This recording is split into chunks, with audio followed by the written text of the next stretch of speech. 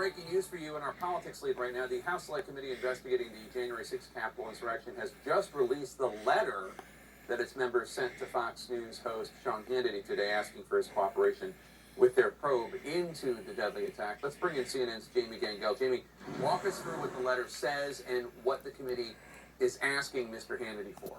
So first of all, they're asking him for voluntary cooperation, Jake, and it's based on the fact that they say they have a series of texts, multiple texts from him to former Chief of Staff Mark Meadows, as well as other members of the White House staff.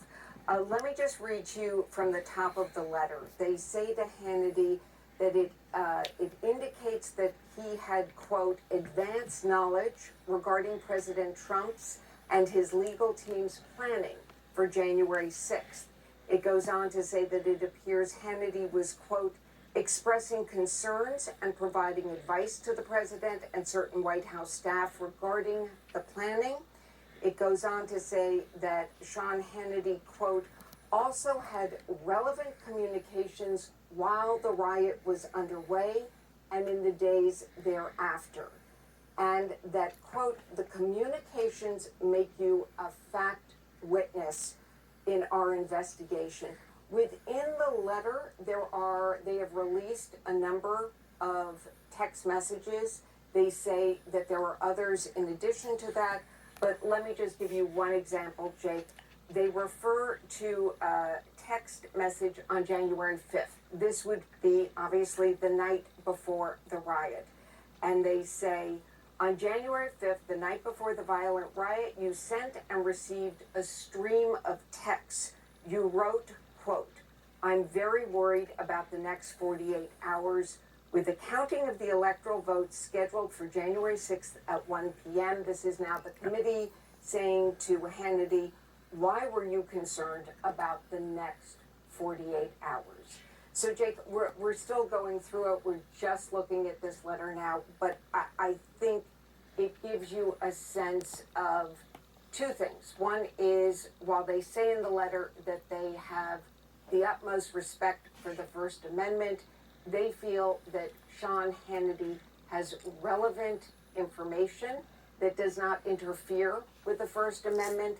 And it's also obvious from their letter that they have, it would seem, dozens, if not more, email exchanges in this critical period of time, Jake. Jamie Gangel, thank you so much. Joining us live to discuss Carrie Cordero, former counsel to the U.S. Assistant Attorney General for National Security. Carrie, I'm just looking at this letter that the January 6th committee has sent to Fox host Sean Hannity. They have a lot of evidence they seem to be claiming about whom Hannity was talking to, what he was discussing. One of the things that it seems clear that they're trying to establish a fact pattern that Sean Hannity was worried about what Trump and Trump's mob would do, because he didn't think that, I mean, I'm extrapolating here, but it doesn't sound like Hannity is saying, you know, we're going to be able to hold on to the presidency. He seems worried about what Trump's going to do. Right. So there's obviously facts that they have in their possession that indicate that Sean Hannity was in communication with folks at the White House, and that he can potentially provide insights into the thinking that was going on either by the president, the former president himself, or others who were close to him, to try to understand the events leading up to January 6th itself. But Jake, just on giving this letter a very quick look as it just came out, there's three things that stand out to me of the letter. Number one, they're asking for voluntary cooperation from Sean Hannity. So this is not a subpoena to a member of the news media. This is a committee asking for voluntary cooperation, and that's important. The second thing that stands out to me is that they say they want to work with his counsel. So again, this is not a subpoena, this is not a demand, this is the committee asking for his participation in this constitutional process to get to the bottom of the facts. And the third thing that stands out to me in the letter is that they say that they are not interested in information that's related to news gathering. And so for members of the media who are on the receiving end of a request from a government entity, The fact that it's not related to his news gathering activity is also important. Most Trump allies have refused to engage with the committee, ones at this level, like Mark Meadows or Steve Bannon. Assuming that Hannity refuses, and we don't know what he's going to do.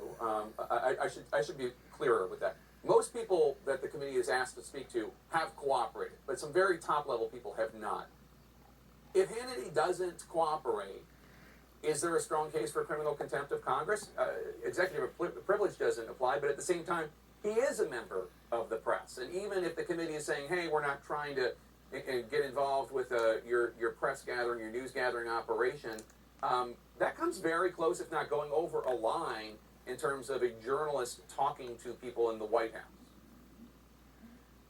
So on one hand, Jake, what the committee's way of operating has demonstrated is that no one is above the law, and people who are acting in their individual capacities, not in government positions even, but especially in their individual capacities, don't have the right to deny participating with the committee and responding to a request. But at this point, this is voluntary cooperation that they're asking for. They haven't served a subpoena yet. And so really the question is, will he engage with the committee? And so one of the things that I'll be interested to see how this plays out is whether he engages with the committee only through personal counsel, or whether Fox News acts on his behalf. Because if the news organization acts on his behalf, that will then raise the media's side of this more.